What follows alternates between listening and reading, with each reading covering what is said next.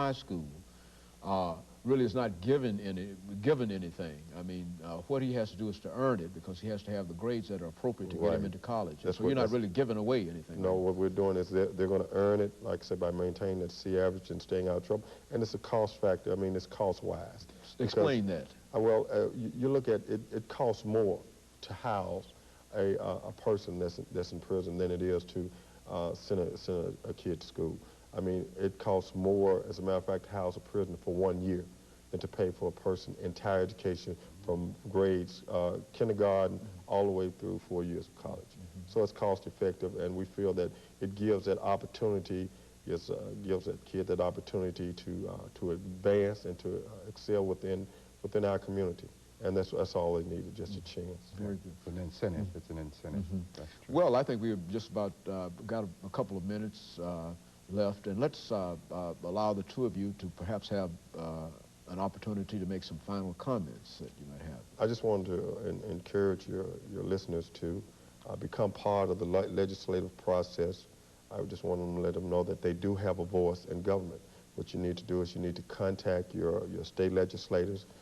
We are concerned about what goes on in the community. We're concerned about what happened with the TSU situation, the rumor that's going on now that there's going to be a name change.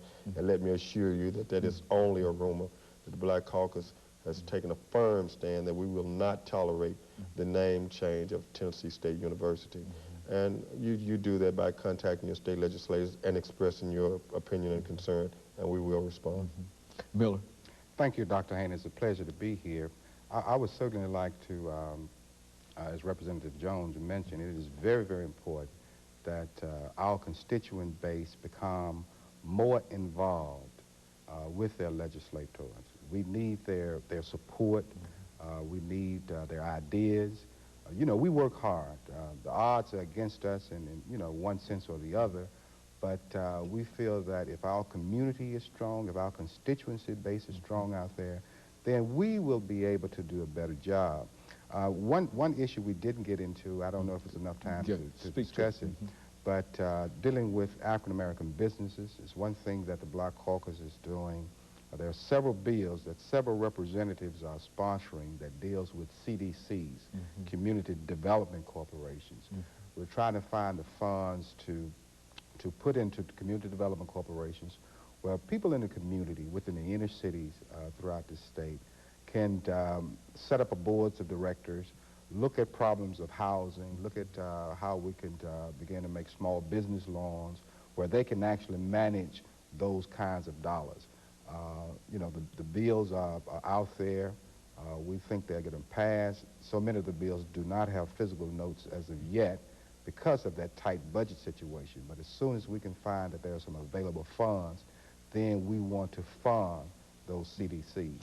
And you think that there's a great possibility of finding those funds? At some point in time, they have to be found because it's certainly needed. Very good. Needed.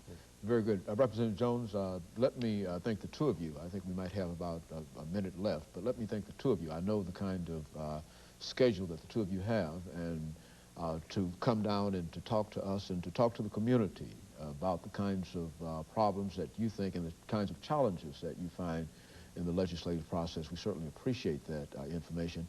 And I think that while we certainly might not reach into Memphis, I think that the people in Memphis will know, and they already know, that they've got two great persons representing them, one from the 98th legislative district and the other from the 88th legislative district, and both firemen by profession, I understand. And so that's very, very important.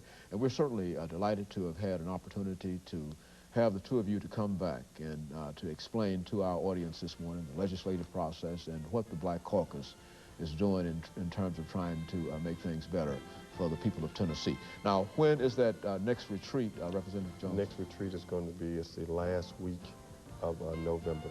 It's going to be in Memphis, Tennessee. Okay, very good. And let me thank the two of you for coming by. And let me encourage you to tune in again next week for another informative edition of Comments. Thank you and good morning.